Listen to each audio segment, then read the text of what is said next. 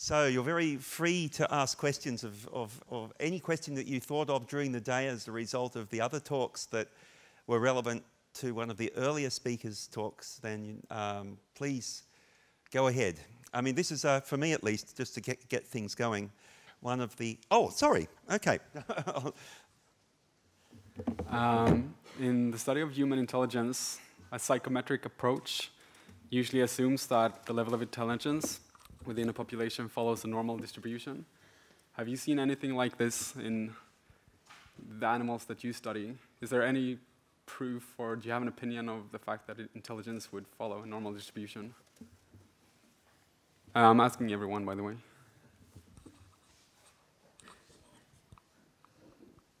Is this turned on? Yep. So there is between individual variation for any cognitive trait that you measure, basically. Certainly in bees, but I suspect that's the same in other animals as well. Interestingly, there doesn't seem to be a trade-off between different learning abilities. So if our bees are good at one thing, they're typically also good at another thing. And learning speed has direct fitness benefits. So if you test bees under rigorous conditions in laboratory settings and then place them in the wild and see how well their foraging success is correlated with intelligence, so to speak, then there's a good positive correlation. So you might then ask, well, why isn't everyone super intelligent or more intelligent than the average? There do seem to be costs. So Nigel Raine has done a study where he showed that very rapidly learning individuals in bumblebees, that is, die sooner. We don't quite know what the mechanistic link is, but certainly maintaining memories costs proteins.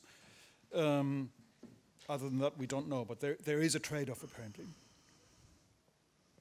I just would like to follow up on this. Basically, I agree with everything that has been said, except of this point that of this idea of G, of kind of general intelligence. There's quite some debate. There are some studies that are very much in favor of this, so that basically you always get a normal distribution with some individuals exceeding or doing good in this task, they're also good in that task, and so on. And then there are others who are, there are other studies which show that some individuals may be very good in particular types of tasks in a particular context, let's say social cognition, and then some others are better in tasks in another context, let's say physical cognition. I'm just making things up at the moment. And there's a big debate what's actually true. And there might be differences between the species, but there might be also differences in which task we give to the species, because it turns out that many of the tasks are actually based on associative learning. And so if you give them a bunch of tasks and all of them are somehow related or on the basis of associative learning, and then you find all of them correlate, and then you can find the G. But if you do some tasks that are more based on learning and others that are based more on inferences, then possibly you get a bimodal distribution and so on. But this is something which a lot of people are doing at the moment, and it's pretty much discussed. I mean, for me, the issue with trying to find a normal distribution is we just don't look at enough subjects within our species. So I might look at 4 to 10 individuals if I'm lucky. So you're just not going to get anything like a normal distribution in the test that we're studying, just because you don't have that big enough sample. So I think that sort of brings in a bigger issue overall in animal cognition, is that the sample sizes we're looking at are very small. That's where Lars has an advantage, I think, because in something like a social insect, you can actually look at massive amounts of subjects because they're short-lived and you can produce them very quickly and everything else. But if you've got to go out and raid nests and then hand raise, and then they could live for 30, 40 years, as in our species, it becomes very difficult to get a large sample size where you can actually keep those animals in captivity. So I think there are problems. I understand the statistics and how that could be a problem. I'm just asking for your opinion. Like, I guess if you don't study enough subjects, then you can't know or have an opinion with. Is this on? Yes. None of the cephalopod people ever get large sample sizes. there's huge individual variation based on personality, and we just don't know what we're working on. I would like to say, by the way, that the tasks that we use for animals, by and large, they are the tasks that we have thought up from our anthropocentric viewpoint. It's not our fault. We are humans and we think of things that humans are good at. But until we understand intelligence better in terms of the adaptive intelligence about particular animals and particular social and ecological situations, we won't know how to measure it. Okay? I can say something if I'm allowed. Yes. Yeah. The problem is that we do not have tests like we have for humans. So we have an IQ test that we have developed over 100 years, I think. And we don't have that for animals. And associative learning in humans is actually highly associated with a high IQ as well. So maybe if we could use associative learning, perhaps. But there are no tests. So I think that's the best answer. We don't know because of that, I would say. Of course, you could develop them. Essentially, I had the same question, so it has been answered.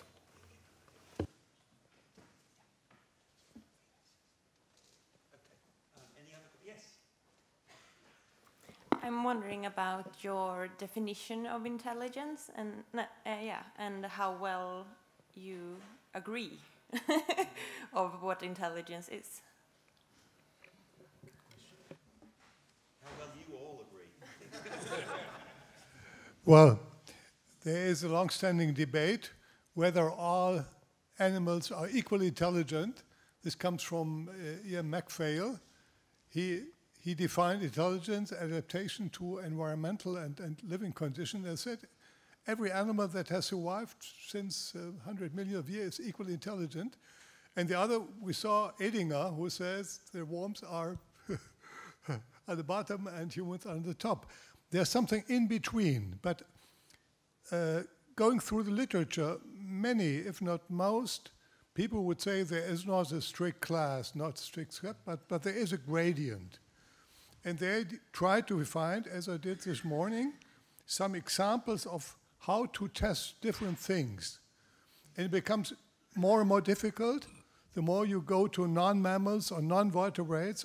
Okay, but within the birds and mammals or primates can be compared to some degree.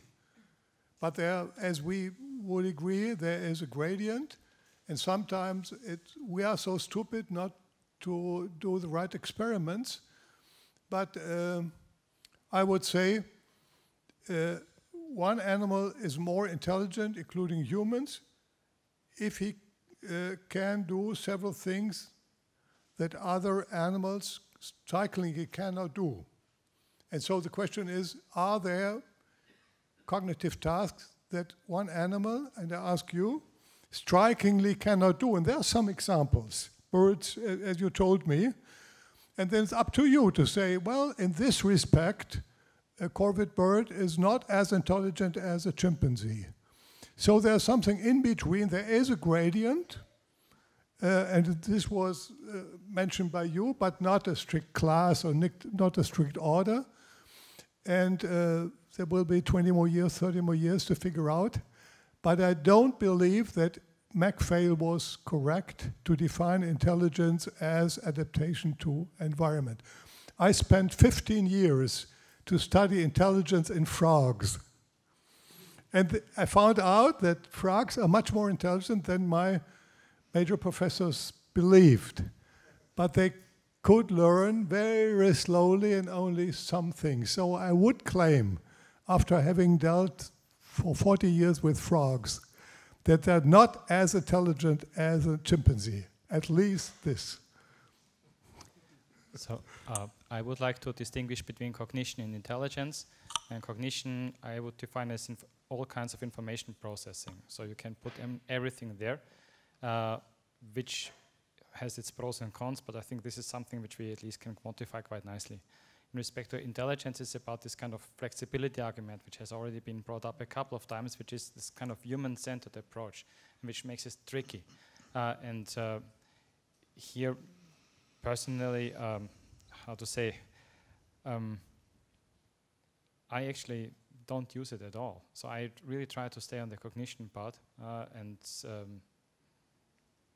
I actually wanted to add something, but to be honest, I really forgot it. So I just pass on the mic now, and if it comes back, It's a question of working memory. Exactly. Social intelligence, can you talk? Machiavellian intelligence? No. Nothing like that. So there was a catch to it, and I completely forgot it now. But like I said, maybe it's coming back. Adam. I suspect that the question is simply answerable without a rigorous quantitative framework. So long as people don't have an idea about a particular intelligent ability and its neural underpinnings, how is it solved? How many modules do you need in parallel? How many sequential processes? What are the computations? Everything is going to be hand-waving. And so you might well find out that many abilities that are generally regarded as intelligent because they seem vaguely human-like are computationally trivial, and vice versa. So I think that the question is unanswerable without people actually looking into circuits. I find this approach very appealing because, as you mentioned, as people can demonstrate, seemingly complicated functions can be done by very simple networks. But if you look at functions together with the brain imaging possibilities, that even in humans, some tasks require a lot of neuronal efficiency. For example, following this temporal sequence of events. This turned out to be one of the most difficult tasks, even for humans, more for apes, and some animals cannot do this, more than 2 events in a temporal row. Then you might have an idea how difficult it is to deal with such a event. What should I do first, and a second, then a third? And philosophers think that this motoric function was the basis of thinking. So the motor intelligence, I do this first, the second, and third. Many philosophers and biologists think this is the idea of thinking, and finally of language. That our syntactical, grammatical language requires that there is a sequential order in time. And this turns out to be very difficult in any animal. So some functions might require a lot of neuronal effort, where others, which we thought to be highly complicated, are very cheap, neurobiologically speaking. Yeah, I got my memory back again. And this fits actually quite nicely. So what I wanted to add is, so if I use the general definition of information processing for cognition, then much of this information processing was going on is based on associative learning. So you can basically, if you want to reduce things down to perception, associative learning, and memory.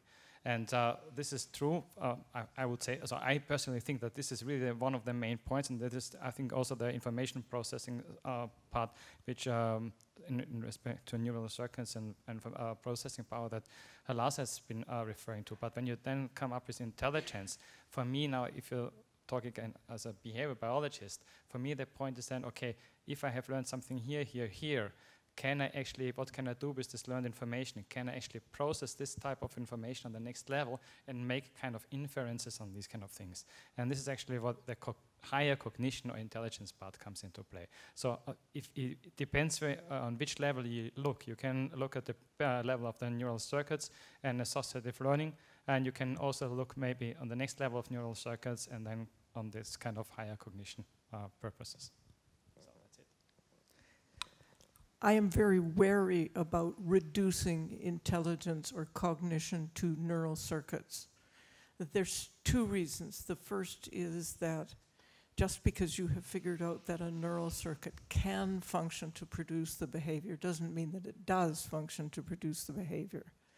And the second is that I'm not sure that we know enough about the circuit's relationship to actual thinking and problem solving that we can say that's why it happens. I don't think it's a utopian future that we can look forward to. So, my philosophy 2 cents is that it sounds like intelligence is an umbrella term and that a lot of different things fall under it. So if you ask the question, is X intelligent? It's not really a well-formed question. The response to that question would be, what do you want to know? Do you want to know if the animal can do this? Can the animal order a hamburger? No, unless it's human. Can the animal solve this task? Yes or no? So we need to ask these more specific questions if we want to understand animals better. We have to be careful about how we're framing the questions that we ask. And I would suggest that we move away from asking the question that was posed to us today, are there animals intelligent, to specify what we are really interested in. So I can say something? It's itching in me, I'm sorry. Yeah.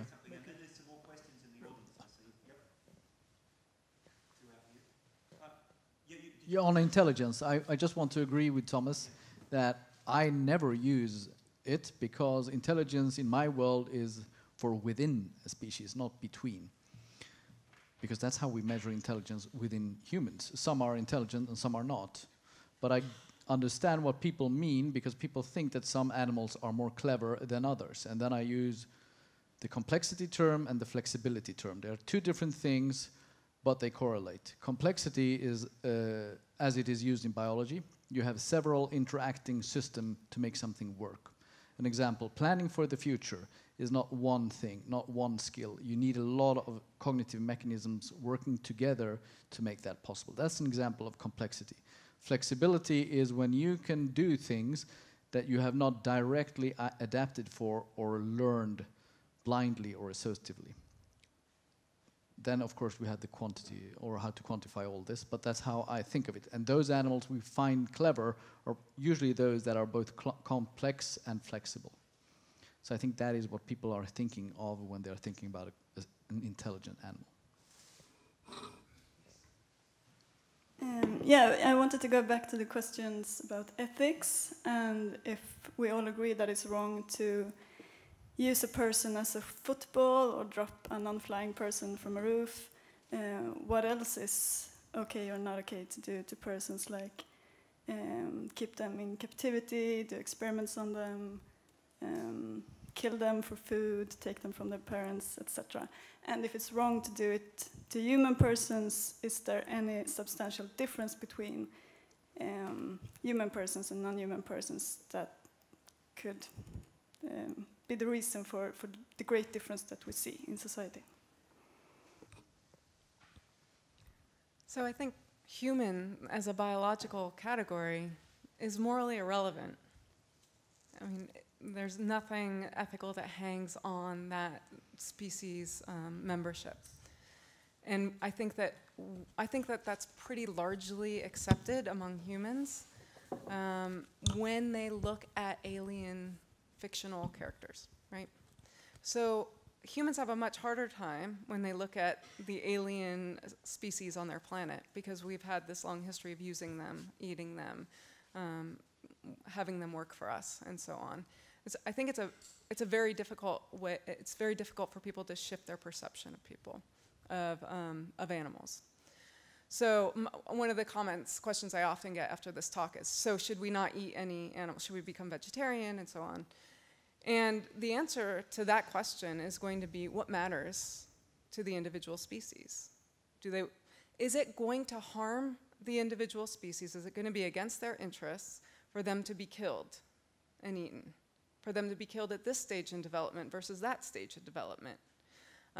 Is it a harm to humans for us to eat human flesh after a human dies of a natural cause and is not diseased? Is that going to harm actually anybody for us to do that? We find it very aversive, the idea of eating human flesh. But I'd like to push on that, to challenge why we find that aversive. I'd like to try. You'd like to try? This part is supposed to be really yummy, okay. I've heard. Later. Yeah. So, the poem. So I think we need to figure out what matters to the different species. One of the, I think, very interesting things we have learned about chimpanzees, if we can accept these anecdotal reports, is that the signing chimpanzees have asked a couple of times to be let out of their cage, to be removed. And if we can trust those sorts of requests, and we think that chimpanzees are persons, we need to take their interests seriously. And we need to consider why they're not flourishing, why they don't want to be in that cage. We can't just open the cage and let the chimpanzee roam through, Atlanta. But we need to seriously consider. And so in the US, of course, the NIH has stopped all medical experimentation on chimpanzees, and they're moving chimpanzees to sanctuaries. And the people who are running these sanctuaries are trying to do their best in creating a good environment for the chimpanzees. You can't release the chimpanzees back out into the wild. They don't know how to eat, they don't know how to survive. When I was at Lou Herman's dolphin lab, before some activists had freed dolphins, Atlantic bottlenose dolphins, into the Pacific Ocean, and they died because they don't know how to survive. So it's a very tricky question about what to do with animals if they don't want to be held in the kind of captive situations that they're held in, but that we want to respect their interests. We need to try to do the best that we can. And a lot of the people who are running these sanctuaries are arguing for sterilizing the animals so they can't reproduce, whereas other people like Sue Donaldson and Will Kymlicka, who are arguing for the political rights of the animals, are arguing against sterilization because that limits their autonomy. So it's a very complicated set of issues. It's important for us to be asking these questions and thinking differently from the kind of standard ways we've been thinking about our treatment of animals. And that's what I try to use this personhood to get at the same question from a different perspective. I do, yeah. I think the question of personhood and what's ethical with animals is extremely important, but as someone who works with a very controversial species in a place where elephants, speaking of elephants obviously, in captivity, have been in captivity and have been part of the culture of Southeast Asia for hundreds, if not thousands of years, it's very difficult to bring in an argument about whether or not elephants should have personhood. Instead, what I think is an easier argument for people to grasp when, as a Westerner, we're trying to learn to at least respect other cultures, to talk about things like welfare and conservation. So you can approach conservation for those of us that work with endangered species by saying this is a species that's on the verge of extinction based on human pressures, so we need to work to conserve wild populations of these animals and allow wild populations to thrive. From a welfare perspective, you could have a very high level of welfare with animals that you consume. So the argument for welfare is animals in captivity need to be provided with as natural a lifestyle as you can provide them. And I think our work contributes to that by showing what is natural and what is appropriate for an animal in captivity. It doesn't justify captivity, because I would always say, I start talks all the time by saying, I wish all elephants were free. I wish I didn't have populations of elephants in captivity to work with, but since I do, this is why I'll do it and how I think it's useful. But again, I think in terms of ensuring that there is at least a general consensus among the population of how we should treat animals, I think we need a framework for welfare, which means that people can still keep animals in captivity, but at the very least, we need to ensure that they're provided for and taken care of, and animals that are on the verge of going extinct, and hopefully before they even get to that stage, we can work to conserve them. I think those are the biggest priorities now, and that's how you change people's opinions to eventually, hopefully, get to a point where maybe you could provide them with a personhood level of protection. We're starting to run out of time, but there was one more question up here. It's essentially to Professor Roth. I believe that you said that the language had 100,000 years ago, and I have some problems, phylogenetic problems with that understanding. Can you develop this issue further? Well, of course you can reconstruct it only indirectly, but many people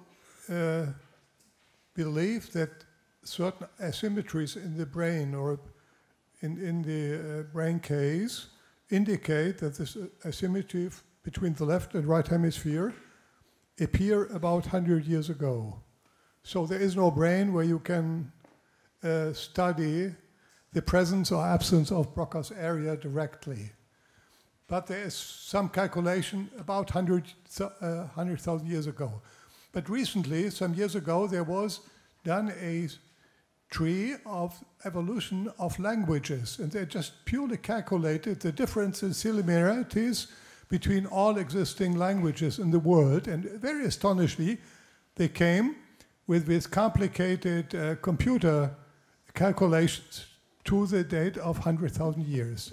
So more or less, it seems to be that around the exodus from Africa, or even before or just afterwards, the modern syntactical grammatical language originated. This is hypothesis, but several independent studies seem to converge on this message. It must be relatively recent. 100,000 years are recent. So this is all I can say. My phylogenetic concern is that 100,000 years ago, we had the major split among recent humans some 200,000 years or 250,000 years ago.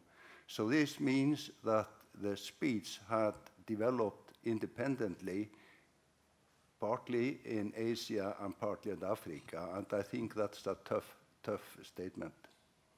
But this is, yeah, there's a huge discussion between linguists, Chomskyians and non-Chomskyians, whether there is a natural biological basis for one basis for all languages or whether it evolved differently. Difficult to say, but the anatomical novelties are the evolution of Broca, and even this, it was mentioned before, is not really new because apes have something similar. And only the interior part, I'm not an expert on this, interior part of Broca seems to be recent, with mirror neurons or without mirror neurons. So it's all speculation, and I can't say the truth. We have to wait. Okay. I can just add that I have some concern with what you referred to as the South Africa model, because according to my understanding, it is 180 degrees wrong. And that's a very simple argument in a sense that in human evolution we have a common ancestor far back, common ancestor for our population or our species and the Neanderthals. And this common ancestor must be in one position. It cannot be split between Eurasia and Africa. And since Neanderthals are strictly limited to Eurasia, the common ancestor has to live in Eurasia. Well, the only other evidence is that all children at 2.5 years develop grammar and syntax. I have just observed it, I don't know. And this is difficult to assume without a common ancestry. And all babies, as far as we know, produce at the very beginning the same spectrum of sounds. So this would be strange if human language did not have one single ancestry, one single origin. Yeah, that was my concern too. So because I believe that then language arose before the basal split among recent humans. That's as simple as that. And then it must be much earlier than 100,000 years ago. Shall we leave this discussion maybe till afterwards? Yes. Could I say something quickly? Yes, a quick final comment. Well, yes, I think we're straying from animal cognition into anthropology, and we should remember that as in terms of a language, the dance language of bees is very widely recognized as a language by the definitions we have. I have also looked at whether the skin communication display of squid is a language which Martin Moynihan suggested, and my assumption after investigation of that was that it was sufficiently complex that it could be, but that they didn't have anything interesting to say with it. I think this is more germane than thinking about exactly what the evolution of human language is. It takes us back to the animals and the different things that they can accomplish cognitively. Maybe Lars would like to say something about the bees. A quick comment. I'm not sure I can say something very eloquent about bee language that would in any way be relevant to human language, because impressive though the bee's communication system, which by the way indicates to other members in the hive the precise coordinates of a food location, it's also very limited in the number of words it has, and the words are essentially innate. So it's a largely hardwired communication system that doesn't have the crucial feature of human language that you can assign labels to arbitrary items or activities that aren't in any way genetically pre-configured. So maybe not. Thank you very much, Lars. Well, I think like all good symposia, and I think that this has been an excellent one, to be honest, there's more questions at the end of the symposium than there are answers. And as you probably all realized, as I did even before this symposium started, this is a very controversial field still. We don't understand a lot of things. We've come a long way, obviously, with understanding the cognitive abilities of different animals apart from ourselves, but still some of the really kind of fundamental questions about what is intelligence, does intelligence really exist in other animals, can we define what intelligence is, what is cognition versus intelligence. These things are, even among our experts, matters of controversy, and there's clearly no consensus actually about what these things are, even among the people who work most actively in the field. So I think that that makes it a very exciting end, really, to an excellent symposium, and I'd like, on the behalf of Matthias and myself, to thank all of you for coming all this way to Lund to give us a fantastic, spectacular, actually, symposium. Thank you very, very much.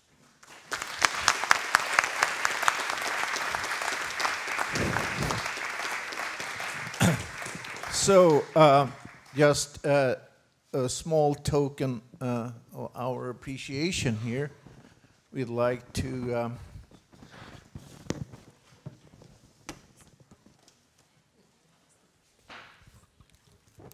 offer a gift to each and everyone in this group of very distinguished and prominent guests we have had here. So on behalf of on behalf of the Royal Physiographic Society, we'd like to thank you so very much for coming here and for contributing to a fantastic intellectual feast.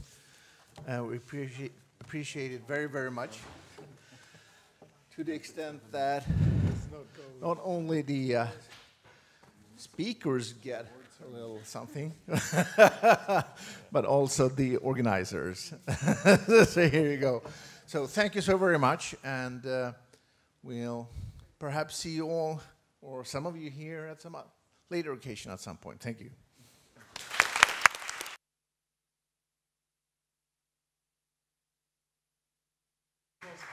And of course, thank you all very much for coming. It was a fantastic audience. Thank you.